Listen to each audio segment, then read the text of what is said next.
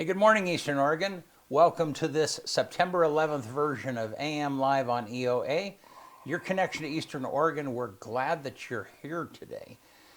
If you want to find us and find our content, if you go to EOA.network, type that into the browser, that will take you to a link tree where you can find all of the locations of our content. And like tomorrow night when we have a football game, that's a good place to be able to find where it is that you want to view it. So here in just a little bit, we are going to have Nick Vora, who is Union County's emergency manager. He'll be with us. We always have an interesting conversation with Nick. So how are you, man? Good. It's first Friday. Yeah. We finally made it. Yeah. Is it Friday if you work Saturday and Sunday? See, I don't know. Yeah, I mean, you did the second Monday, first Friday thing. Yeah.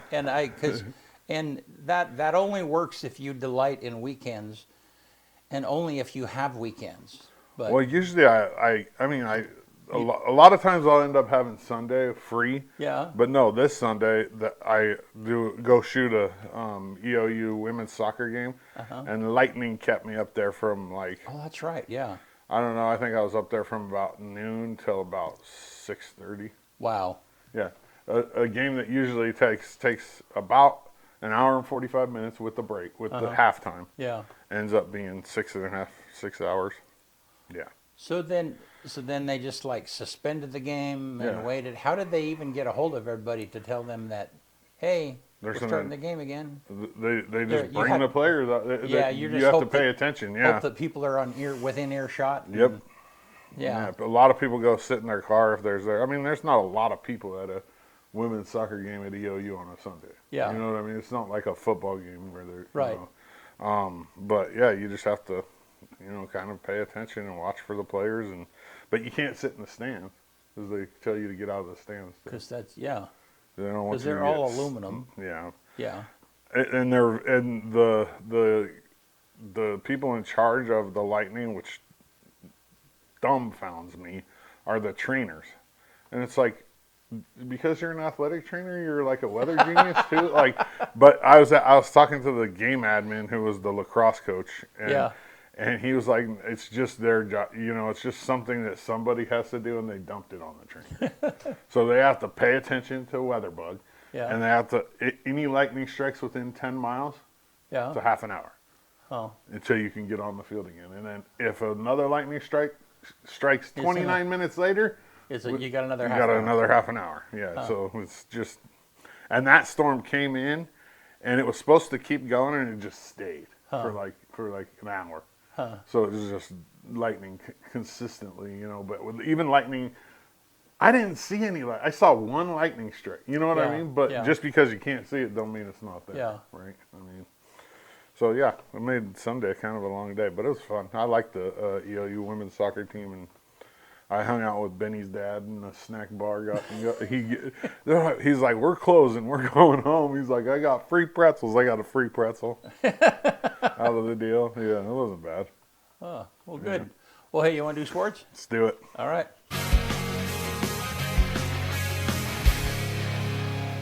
AM Sports Report brought to you by Northwest Furniture and Mattress.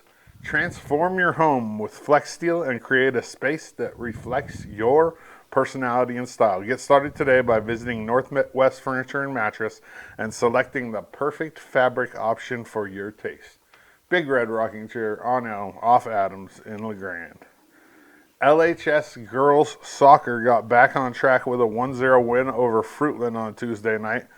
That snapped a 2-game losing skid. They go to the Dowls a week from yesterday, so next Wednesday, the 17th at 4 p.m.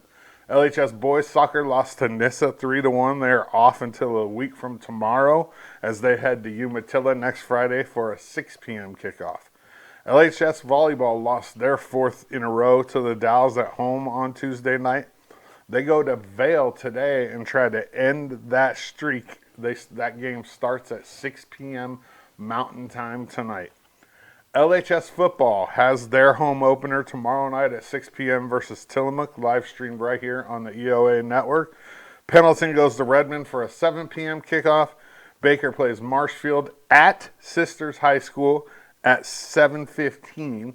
Ontario goes to Vale for a 7 p.m. kickoff, and the Dows hosts Astoria at 7 p.m. as well. More games around the valley. Imbler hosts Powder Valley at 7. Elgin is at Union at 7. And Cove goes to Adrian to play, I believe, the number 1 team in the state for a 7 p.m. Mountain Time kickoff. As for football live streams of LeGrand, Pendleton, and Baker home games, we're still looking for advertisers. Message us right here or email us at office@eoalive.tv. EOU football is at home on Saturday at 1 p.m. for Family Day. Kids get in free, and they also get a little ticket for a free popcorn. The number 1 EOU volleyball team goes on the road to take on Southern tomorrow at 6 p.m., and then they turn around and head down to Klamath Falls for a Saturday at 4 p.m. game. These are big games. First road CCC games of the year for this volleyball team. They're undefeated. They only lost 1 set all year. 1 set. They're 10-0, and this team is going to make a run again, and they have a really good chance at a national title. EOU women's soccer plays Central Washington today at noon. EOU men's soccer tied Hope International last night 0-0 and end their Cali trip with a game today versus Life Pacific at 10 a.m. AM Sports Report brought to you by Northwest Furniture and Mattress. EOU students get 10% off with their ID. Good stuff. Yeah. Thanks, man. Life Pacific, that's where both of my younger siblings, went to school. Oh, really? Yeah, it's a Bible college down in California, in San Dimas. Oh, Yeah. cool. Yep. All right. Hey, so let's look outside at the weather. And, man, I'm enjoying the coolness. In fact, when it got a little bit warm yesterday, I'm like, okay, here comes the heat again. Yeah. Yeah. Come on. Yeah. So 75 today. Man, it definitely, the weather has shifted. I don't see any 90s in the near future. Some 80s over the weekend. Looks like it's going to be a really nice day on Saturday. Warm. Yeah. So we're going. And then we get crap on Sunday. Yeah. Yep. We're going to the Pendleton Roundup for the first time. I mean, I've never been, ever. I've been a few times, but it Yeah. doesn't fit into all it is a big drunk fest party. I mean, pretty much, like for most people. Yeah, So it doesn't well, really yeah. fit So my- that's not going to. No, I mean, yeah. No, but I tell you what else. I mean, so we're going to on Friday afternoon. We're going to the Roundup, and then Saturday night we're going to the Happy Canyon show over there. Yeah, I haven't been in So 20 years. 20, Yeah. 20, yeah, probably right around 20 years, maybe a little bit more. And like, it just doesn't fit. I Yeah. think it's cool. I'd love to take pictures at it, like at the Yeah. Well, the reason we're rodeo. going is because my grandkids are going to be there, and so then that's kind of the main thing, give us an opportunity to spend some time with them. That's So, good. Yeah. But you're right. I grew up around rodeo, and I wouldn't go to a rodeo just because I want to go to the rodeo. No. You go because you want to hang out with people, or you have friends that you want to go to. Yeah. And it's kind of like going to a baseball game with teams that you don't really follow. It's like Yep. the only reason you'd go would be to hang out with people. So, Well, and a lot of people go to just get hammered. yeah, right. It's like some people need an excuse. When I used to drink, I didn't need an excuse. Yeah. Like, it You didn't just like- matter. All right. right. But Yeah. some people do need an excuse. To get hammered? Oh, yeah. Yeah, it kinda- But their excuses are extremely broad. And it could be anything from my birthday to Yeah. a rodeo to my kids' birthday to, Yeah. Well, and I'm with you. I mean, Yeah. I'm not sure I can understand that. That's not. But all Yeah. right, it's good. I guess I've never been in enough. I've never been a cool kid enough to really be invited to the crazy parties. So You're not going to comment. You're just going to leave that. Thank Yeah. you. No, well, I'm just. I don't think you even have to be to go get to a hammered? rodeo. Yeah. I know. It's like, yeah, I suppose so. Like, But you again, don't have to but be yeah, but who invited. wants to? I mean, I suppose who wants to go and just like get drunk by themselves? I think quite a few people Do do. they? Yeah, and then that that loosens them up, and they And talk to they people. become super talkative. Yeah. Yeah. Yeah. Can you? We have some, like. You imagine Lee Wright drunk? Oh my God. I mean, and Lee is. Thank Lee God would he never. doesn't Yeah, drink. Lee would never do that. But I mean, he's.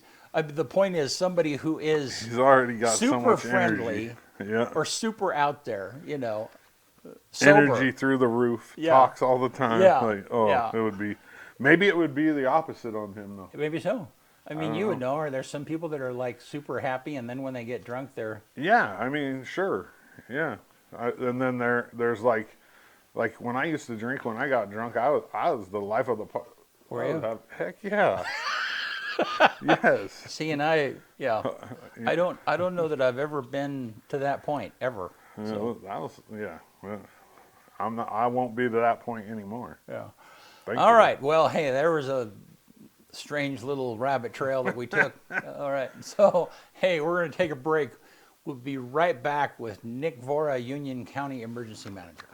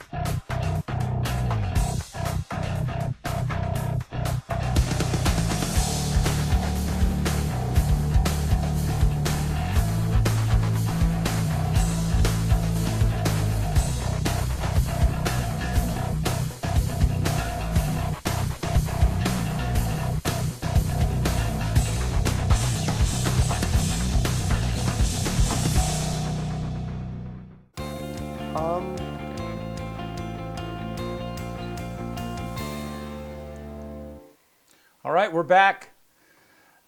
Union County Emergency Manager Nick Vora. Good morning. Always a pleasure to have you, man. Likewise. Yeah. Thanks for having me on this morning. Yeah. How are you? Doing well, staying busy. Nothing too dramatic keeping me busy this time. That's exciting to talk about. A lot of administrative type tasks. Yeah. But Well, before we jump into it, but we were just talking. So, like during Pendleton Roundup, you're working for Umatilla County. I mean, yeah, so is Union County Sheriff's Office Yeah. assists them Yeah. with extra staff. So Sheriff Bowen has been over there already this week helping them, and my schedule hasn't allowed me to go over there yet this week, but I'll be headed over tomorrow and Saturday to help them out. So then, like, and I know this because Kyle is my son-in-law. He's a sheriff's deputy, and so, so when there are events like Chief Joseph Daves or those types of things, they're out of the county, then there's an opportunity for guys to make a little bit extra funds and go help them. I mean, how does that work? Yeah, so typically every circumstance is slightly different, but usually when a deputy from Union County goes to assist another county, Yeah. that other county will pay the deputy, but they will remain an agent of Union County, Okay. dressed in Union County uniform. Okay. Because it doesn't make sense for another county to Right. try and equip someone for 2 Right. days. Right. And so then, do they give you radios, or how does that work? Again, it depends on the circumstance. So say if we're going to assist a county that we have a compatible communication system with, we can use our own radios. Okay. In the case of Umatilla County, they're a slightly different system, so then we borrow radios Okay. from them. Oh. But you wear Union County gear, Yes. but they pay you. Yeah, That's strange. That's weird. and then there's in some circumstances, there's situations where they might pay the county. That's and what I was that would wondering. pay Yeah, us. that would make So more sense. It just really depends on the circumstance, and yeah. Yeah. Well, cool. Well, glad that you're here. So, yeah, but now let's talk about something that made your life a little interesting yesterday. Yeah, so we had a regional 911 outage Yeah. yesterday that affected quite a bit of Yeah. area. And what happened? Tell us about that. So yesterday, I believe it was around 10:30 or so in the morning. I don't know the exact time. An outage started to be noticed in Baker County, where they lost their internet and their phones, and not just the 911, but their landline as well as the 911 line. So that's obviously very impactful to not have internet or any phones. Yeah. So they had to switch over to receive 911 calls on cell phones in their dispatch center. Wow. So that definitely is a huge handicap compared to normal operations, because normally dispatchers are able to see what we call anti-alley, or the automatic name and location information. Mm-hmm. So you can see who's calling and where they are. But if you're just getting it forwarded to a cell phone, you lose all that. So. Right.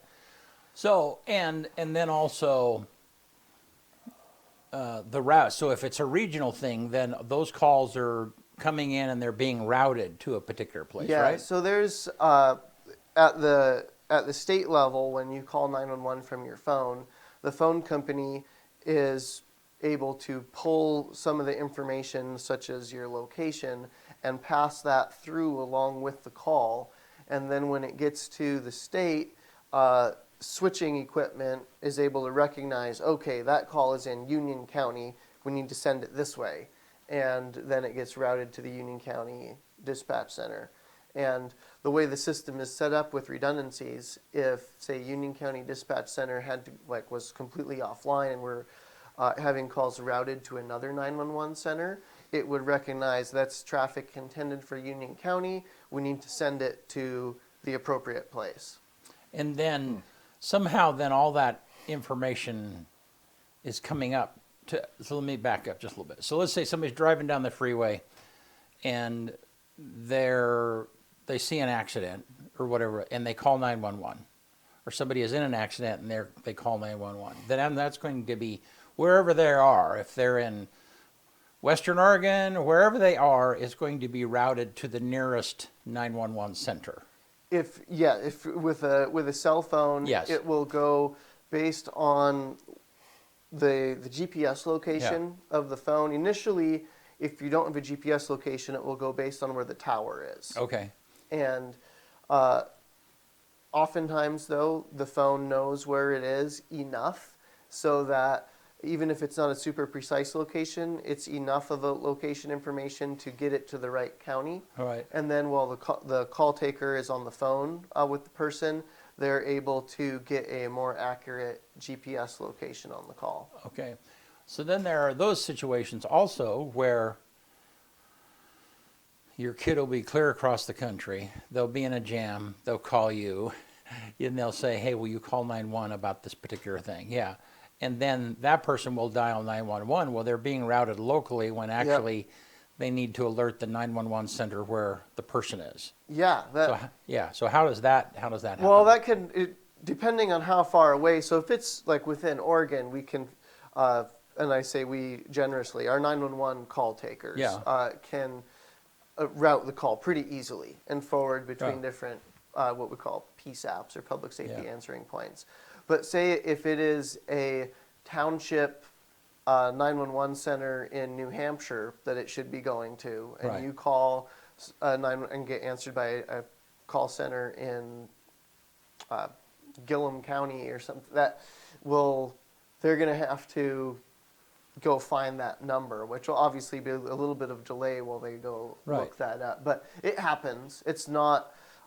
It's rare, but not uncommon. Yeah. That we'll get that type of thing. So then go ahead and continue talking about how did that impact us locally? Yeah, so what happened is it started, as I understand, the situation was precipitated by a damage to a fiber line. And this isn't where at? I believe it was in the Pendleton area. Okay. I don't know for certain, but that's my understanding Yeah. of the situation. And that impacted, and just it's interesting the way networks work, how that impacted Baker County first, and then Grant County also lost I believe their phone lines, and their 911 was impacted. Then Union County, we kept our business phone lines. That was all working normally, but we lost our normal 911 routing. So 911 calls were being routed through the business line. So dispatchers didn't have access to that location and name information that you would normally get, which made their jobs a little bit more difficult on having to, when you're talking to someone, make sure that you're getting a real accurate location. Normally, if someone calls 911, they're always going to ask, where are you? And you can verify, yep, the location on the screen that I'm seeing matches where they're telling me. Yeah. We know we can confidently send people there. Yeah. But when all you have is what someone's telling you on the phone, requires definitely more work on the part of the dispatchers to make sure that's accurate. So, and then Wallowa County was impacted after us. So, as I believe it was, the fiber situation started first, and then there was an issue with the network card in the switching and routing equipment that was impacted. I don't know if it was a consequence of the fiber cut or something else. So it was kind of a twofold issue that had to be resolved. And by about 5 p.m. yesterday, everyone was back to normal operations. So what were the people experiencing that called? So it varied depending on what county they were in. I can't speak for other counties, but for Union County, what was happening is if someone was calling from a landline, they were getting the call answered by the 911 service provider for the state, by one of their operators to determine what county the person was in. Yeah. And then they would route the call to Union County, where it would ring through on our business line. And if it was a cell phone, it was ringing through automatically to the business line. And they didn't have to go through that other operator step. Wow. How many 911 calls are there a day in Union County, roughly? I don't know. So You that don't would know? So that would be a question. So That would be, Rhonda yeah. Griffin is the Yeah. manager of our 911 center, and I know a lot of what I'm saying just by association, but is really I don't manage that. That's something that the LeGrand Police Department and Rhonda Griffin, she does an outstanding job managing. I mean, I that can't for us. imagine that there's a ton, right? I mean, we have, what, 13,000 people? Well, Union County, 27,000. You'd be surprised, and especially on something like, imagine a traffic crash on the interstate, that a lot of people drive by, they call 911. That could easily generate 15 or 20 calls to 911 That one incident. with one incident. Yeah. And so imagine that's going on while a dispatcher is also getting a phone call from someone who may be on the business line wanting to report that their border collie got loose, and then someone else is calling 911 because of an unrelated medical. So it's not uncommon at all to have 2 unrelated 911 calls, or even 3 happening at the same time in Union County. I got a number. Okay. AI gave me a number. It says in 2023, mind you, approximately 16 calls a day. 5,829 calls in 2023. Okay. So that's 16 calls a day. What does that break down to? Less than 1 an hour. So how many times do you think it happened, or do you know that? Like how many? I how don't many people really were impacted? during the service Yeah. impact yesterday. I don't know. What I feel sorry for is that person who works at the company who all of a sudden the phone that doesn't ever ring is now ringing. You know, I mean, and they're hearing somebody panicked on the other end, and the first thing they got to say is, you know, where are you from? What call center do you need routed to? Yeah. I mean, there's somebody, you know, the way those systems work is like, clearly, if it doesn't get routed to the right place, somebody else's phone rings, and they've got to pick it up and get it transferred and deal with it. You know. Yeah, I know there was definitely some very hardworking people at the phone companies yesterday getting everything sorted out. Those Well, guys have a tough job, man. yeah. Well, and that is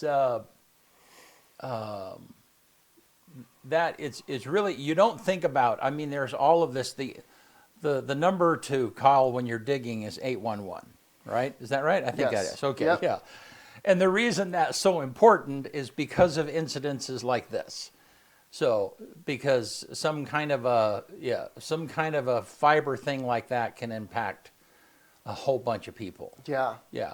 Now, why did it impact the 911 call center and not the rest of the world, or the rest of our little world here? Yeah, and also I guess different counties like Yeah. Baker County where they had a landline Right, yeah. phone and internet impact with the fiber line, and I am getting quite outside my area of expertise here. That with different data is moved on different lines Right. or trunks. So the one that was impacted yesterday was clearly not one that was carrying a lot of our local internet and phone, but it was what was carrying some 911 traffic. Initially, our 911 traffic wasn't affected. I think what impacted us was more of the repairs later in the day, possibly with the network card issue, whereas Grant County and Baker County were directly and immediately affected with the initial fiber cut. So That makes sense. That, at the risk of saying something that's wildly incorrect because I don't fully understand how the fiber network runs, that's essentially different traffic on different lines, Yeah. and it was a line that didn't directly feed a lot of Union County to my knowledge. Well, and and one of the things people may or may not have tracked is over the years, stuff has gone to where it's mostly over IP now. And what that means is, it used to be when I was a kid, you had copper phone lines that ran to every house, and now the copper has gone away. That still is used in some places, but you have so much more information in a single fiber. And that's good and bad. I mean, as good as you can move a lot more information. We can have fast internet at our house and so on and so forth. But that being damaged is more impactful too, because you can have, So anyhow, it's super complex, and sometimes those problems are hard to find. Yeah, Yeah. that's something that it's getting pretty well out of my area of expertise there, but it's definitely the changes recently. If you think of just back in 2000, I was thinking, it doesn't seem that long ago. I guess it's been a little ways ago now. But that's in 2000 is when Oregon started getting the automatic location and identification information with phone calls. Prior to that, with 911, that wasn't something that we had. Yeah. So talk to us about where we are, and I know that this is a question that Rhonda would be able to answer and so on and so forth, but where we are as far as adapting some of the advances that are in the 911 center, and where can you see, do you have enough information to know when we are going to take the next steps? Yeah. So next steps like text to 911 and stuff like that, or what we call next generation 911. That's something that the state of Oregon is actively working to upgrade infrastructure to be able to handle that type of traffic.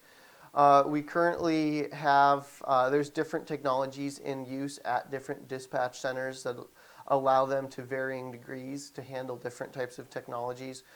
For example, one of the things that we have at our dispatch center that most dispatch centers have as well, if you call 911 and hang up, or when the call is disconnected, we have the ability to see the location on the phone for up to 10 minutes afterwards while someone continues to move. So that can be really useful if someone calls 911 from a vehicle and maybe the call disconnects. We don't know which direction they're traveling. Are they eastbound or westbound?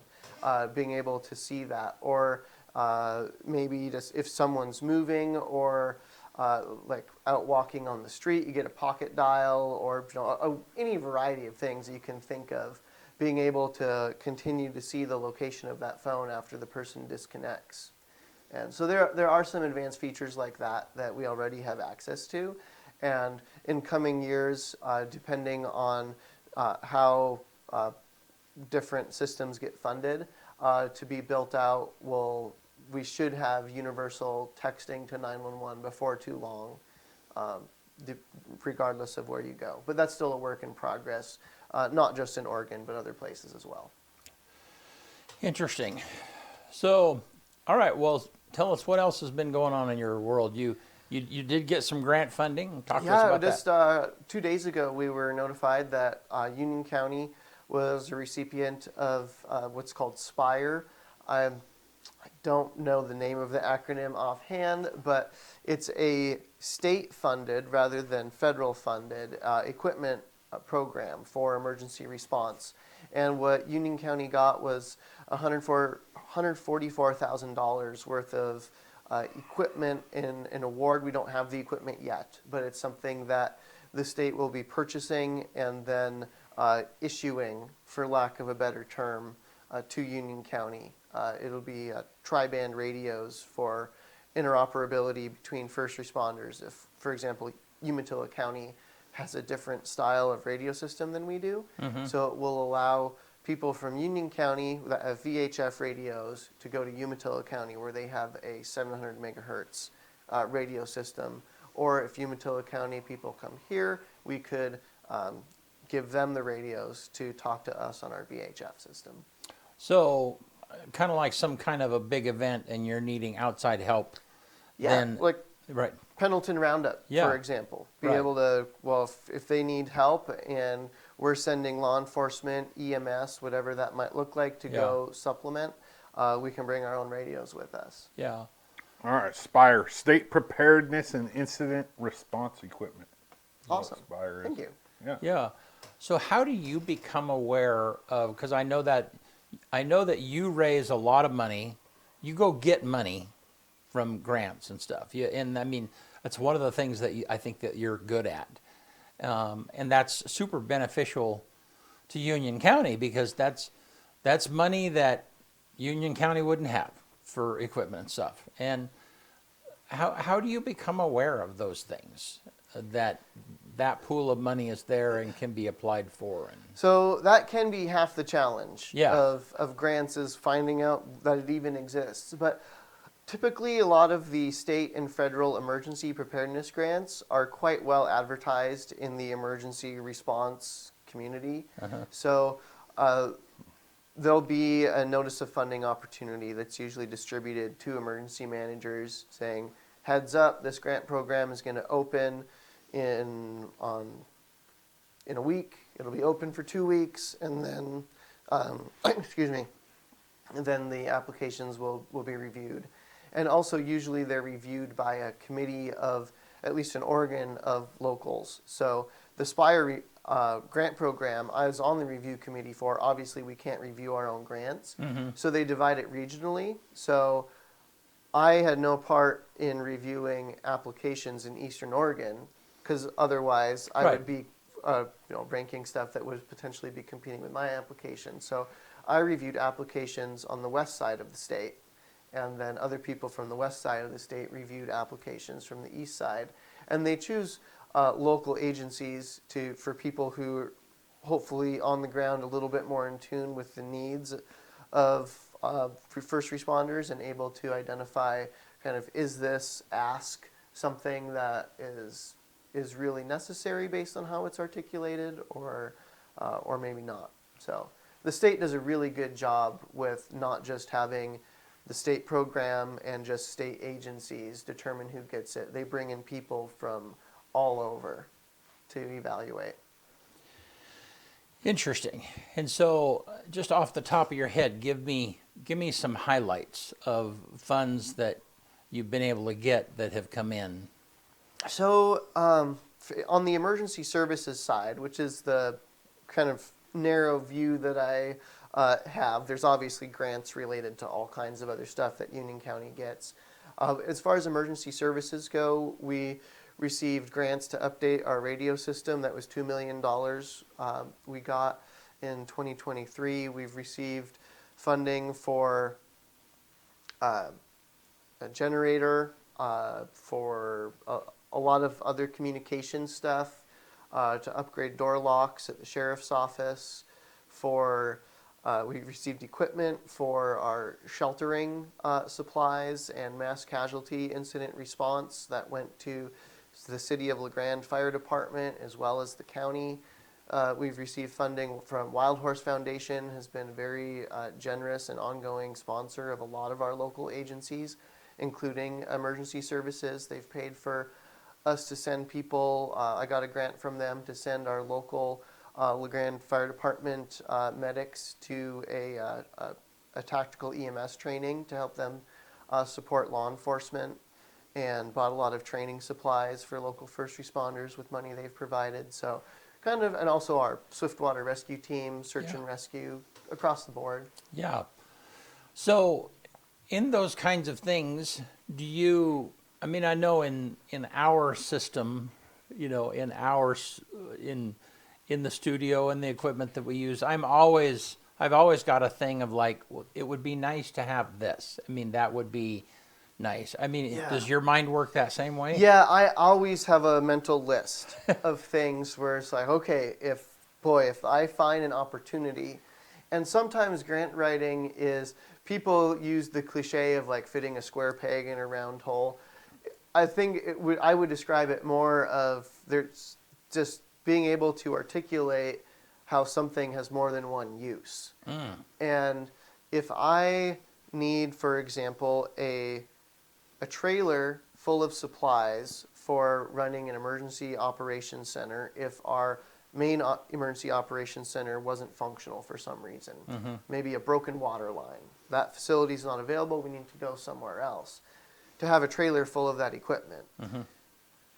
Now, if there's a funding opportunity, for example, the State Homeland Security Program, which has requires a terrorism nexus, it's a matter of articulating that this equipment during a terroristic attack or violent extremism, something like the tragedy in Utah yesterday, something like that, if we need to set up an incident command post, an emergency operations center, immediately we can't use our normal one.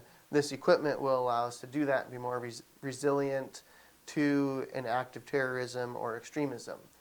So it's versus just saying, well, if an emergency happens, we need to be prepared for it. Right. So a lot of just articulating the connections between. Now, if I wanted a snowmobile, articulating how a snowmobile would allow me to be more prepared for terrorism, that'd be a little bit more difficult.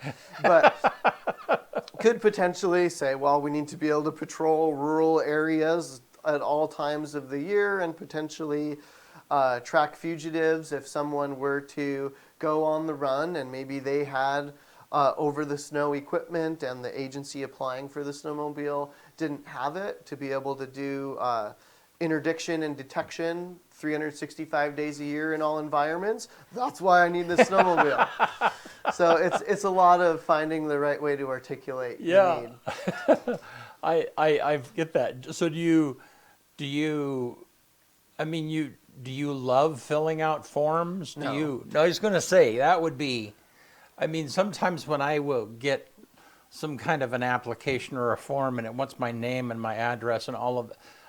One of the happiest things I love about a computer, when you're filling that, some of that stuff is already remembered and it just, puts that in the spaces, Does that a little bit daunting to you sometimes?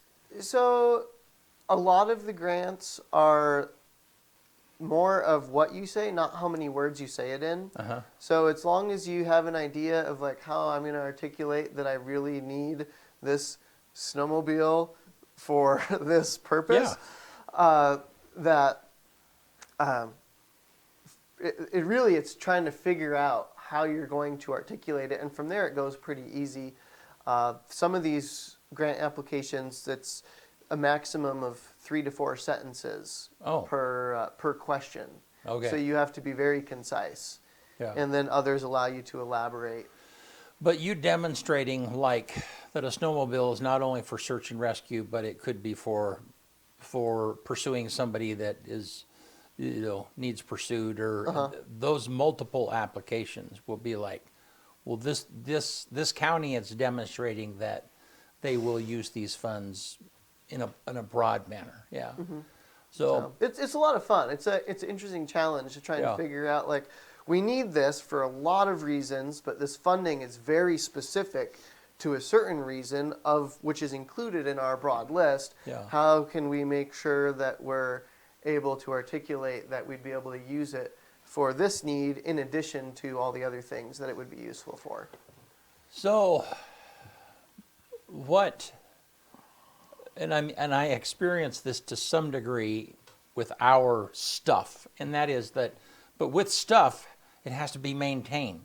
I mean, let's say you have supplies, emergency supplies. Yeah. Well, they're going to have expiration dates. They're going to have, if you buy a pool of radios that are available for loan, do you keep them charged all the time? I mean, how do you just manage maintaining stuff? Is that overwhelming sometimes? That can be a huge challenge, and that, I think, is also something that I consider.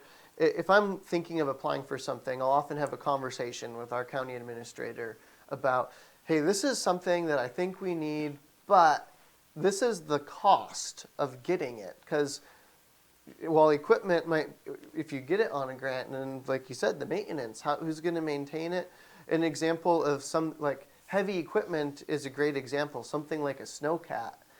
It's an incredible resource, but very expensive to maintain. It requires specialized certifications and training, but not only by the operators, but by the maintainers. So there's conversations that we usually have prior to applying for something to make sure, is this something that long-term into the future, that with our existing financial resources and personnel resources, we'll have the ability to maintain, because it can almost be more of a liability to acquire something, develop a capability that you can't continue to provide, and people get used to having it, Right. and then 10 years later it goes away because you couldn't afford to maintain it. So that's something I try to avoid, and I don't want to get add a capability that we won't be able to maintain into the future. Yeah. Well, I mean, so let's take like a pool of radios, for instance. They've got to be charged.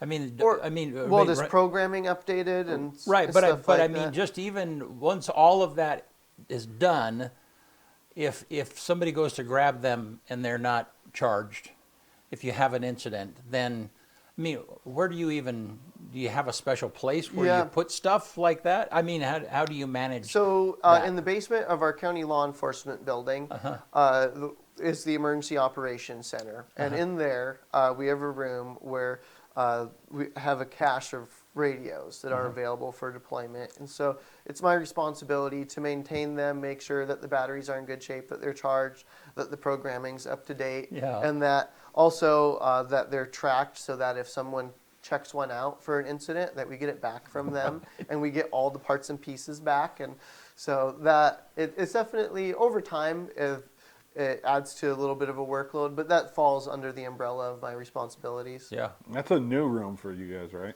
So that is a room that we've had, but we do have a new room for search and rescue. I got those confused.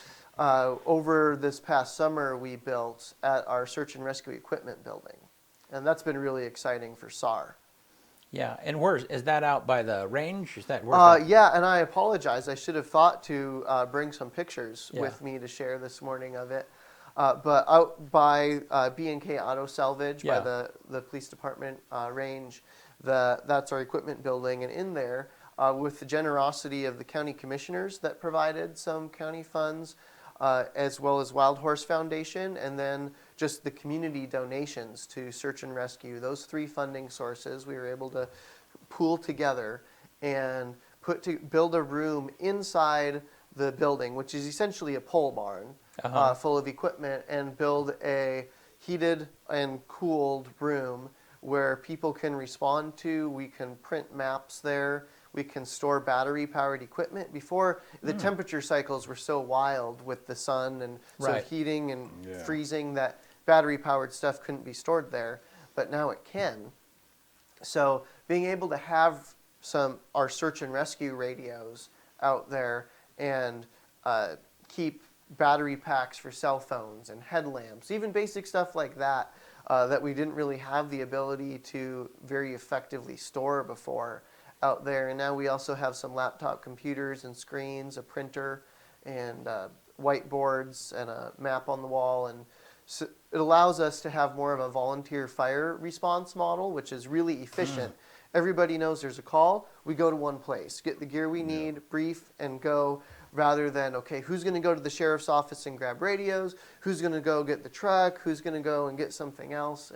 It allows us to have a much more efficient response model now. Wow, that's awesome. How big is that space that you built? So it's approximately about 12 by 24. Okay. So it's not a huge room. So about the size of the studio, something like that. Yeah, slightly narrower. Yeah. But yeah, it's really great compared to what we had before. Right. People running different places. Well, and that's trying kind to of get what I stuff. think of. I mean, it is just daunting for me to keep up on equipment, you know. So like we've got like 6 little cheap radios that we use for Shrine football, okay? We bought on Amazon and they have a little charge. Well, we use them sometimes throughout the year, but most of the time, when I went to get one this last year, you know, one of the batteries had gone belly up, you know, and so then, but keeping that up, you know, the stuff that the batteries that need charged and plugged in and the modems and it's just, there is a tremendous amount for our little operation. There's just you know, and so I can only imagine what that is like sometimes, you know. So Yeah, it's a lot, and we're really blessed to have volunteers that help with maintaining all that stuff. Yeah. Because just myself trying to bounce around and maintain everything, it would be fairly overwhelming. Yeah. So I'm really grateful. Like just an example, I got a text message from one of our volunteers yesterday evening, said, "Hey, just a heads up, on Friday I'm going to plan to go out and check everything at the SAR building, check on the equipment, and I'll let you know." And so having people who do that type of stuff out of the goodness of their heart and on their own time is what allows us to have the diversity of equipment and capabilities that we have. Awesome. I'm really grateful for that. Let's just switch for a little bit. We have a few minutes left here. You've seen a lot of stuff over the time of period. Emergency situations where people need rescued and where, people are deceased, or, you know, what are some of the more challenging things that you can think of as far as rescues that have been, that for just a minute it was like, how are we gonna do that? So you know? there's one that really comes to mind for me that was actually not in Union County, was mutual aid that we provided to Umatilla County for you might remember a man who fell out of a tree stand. And I had thought about that And one. so generally, when people ask me like, "What's something that just like came out of left field?" where it's like, "Whoa, I hadn't thought about how I'd approach this before."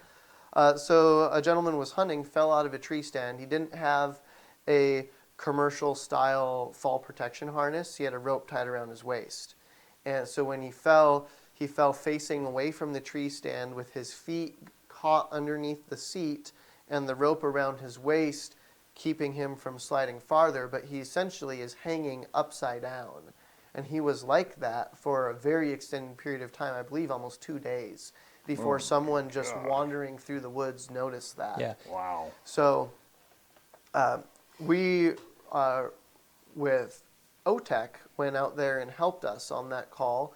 And one of our OTEC linemen and I went up in the bucket truck and we rigged a rope system in the tree up above him and put a harness on him, and then we're able to, using a rope system, mechanical advantage, lift him up. He went into cardiac arrest almost immediately because of the compartment syndrome and restricted blood flow, dumping all the potassium into his bloodstream. And then the paramedics on the ground, once we got him down, did an awesome job with CPR. He ended up making a complete recovery. Was he conscious when you got there? No. No. How long do you know? Was there a way to tell how long he had been out? Well, he was conscious. Oh, he was. Yeah. But once you tipped him up, he went Yeah. unconscious.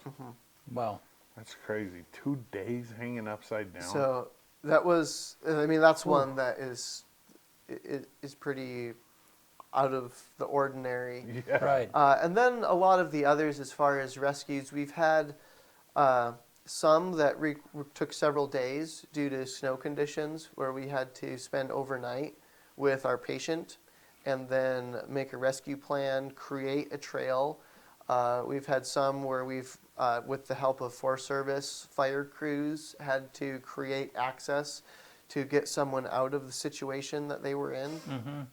And where that's taken a small army of people with chainsaws an entire day just to create a route where someone could leave. We had someone in the watershed. The name of the watershed is escaping me at the moment, but to the southeast of Walla Walla. I believe it was last year or the year before, was that situation that took a real extended period of time to get someone down the hill. And then we've had other ones where, due to snow, I've had people stay with the patient, and then myself and others have gone and cut through blowdown and jackstraw stuff.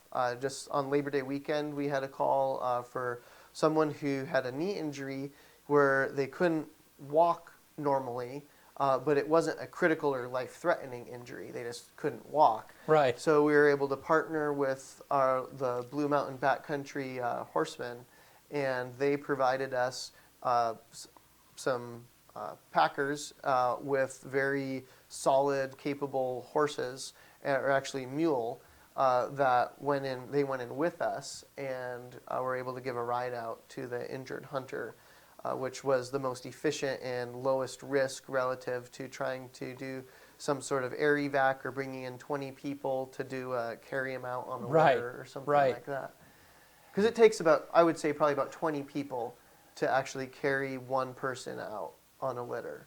Wow. It's far, like 4 people can carry someone. They carry a him out ways. on a, what did you call A it? litter, so like litter. a Stokes basket okay. Yeah. we have wheels that we can put under them Yeah. that help. But if you're truly carrying someone and bearing their weight, I would say about 20 people is the minimum that I would. Because they're plan doing to a go little in bit, with. and then you've got to rest. Yeah, And especially going uphill, it's remarkably exhausting. Oh, That if you've ever had to carry a really heavy suitcase through an airport before all wheels got popular, and Right, you're yeah. packing your 50-pound Samsonite suitcase, like if you're doing that, but it's on a trail, yeah. like that gets really exhausting. I would really liken quickly. it to packing out an animal. I mean, very similar. Yeah.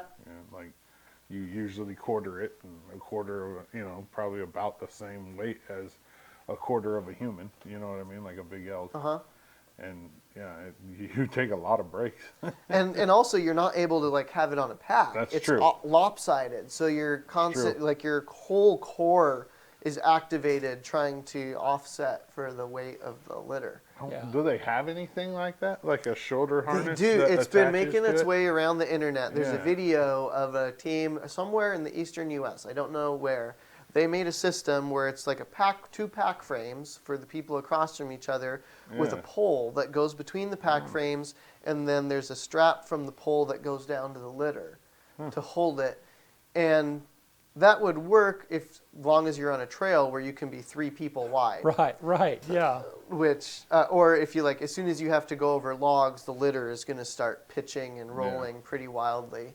So those type of things, it looked pretty homemade. I've never seen a commercial version of that. Yeah. Just like the trails we have around here, it wouldn't work on. Yeah. But it's an interesting idea. No, I remember when I grew up in Wyoming, and we would go deer hunting, and we somewhere along the line we got one of those kind of a litter, kind of a stretcher with a bicycle tire in the middle of it, and you think, oh, well, this is going to be cool, and I think my brother and we were both young and healthy, and once we got the deer on there, it was a tremendous amount of work. I mean, it would have been I think it would have been easier just for us to have drug it up rather than to have tried to carry it. So I can only imagine you know, those situations and you're rescuing someone. So that's tough.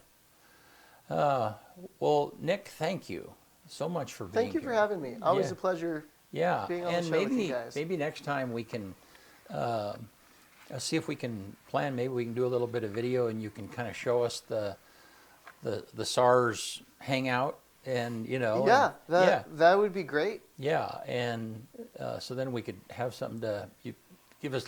We can look at it. So Yeah, it'd be awesome to showcase and also let the community know with all the donations that we receive over time from the community that we're incredibly grateful for.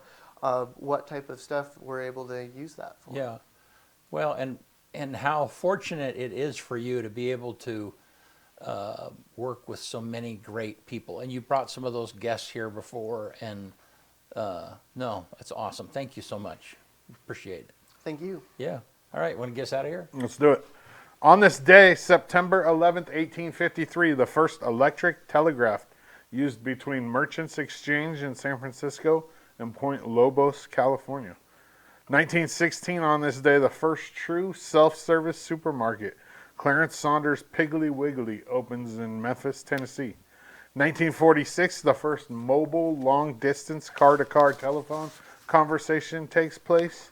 1970, on this day, Ford Motor Company introduces its first North American subcompact car, the Pinto. My dad had a Pinto. 1977, on this day, the Atari 2600, originally known as the Atari Video Computer System, is released in North America, revolutionizing the video game industry. 2001, obviously, 9/11, the tragedy that struck the United States, caused the death of 2,606 people. 2023, on this day, U.S. sets the record for number of weather disasters in a year. 23 weather disasters in the United States, costing more than $1 billion in less than 9 months. On this day, the number one song in America in 1995, You Are Not Alone by Michael Jackson. And the quote of the day comes from John Wooden. Champions never complain, they're too busy getting better. One more time. Champions never complain, they're too busy getting better. All right, good stuff. Yeah. Hey, thank you, Nick. Appreciate Tomorrow it. night, Thank you. Yep. tomorrow night, 6 o'clock, we'll probably go live around 5:30. Maybe a little bit later than that, 5:45. LeGrand versus Tillamook. Now, and is it 6 or 6:15? It's a 6 o'clock game. Okay. All right. Thank you, guys. We'll see you soon.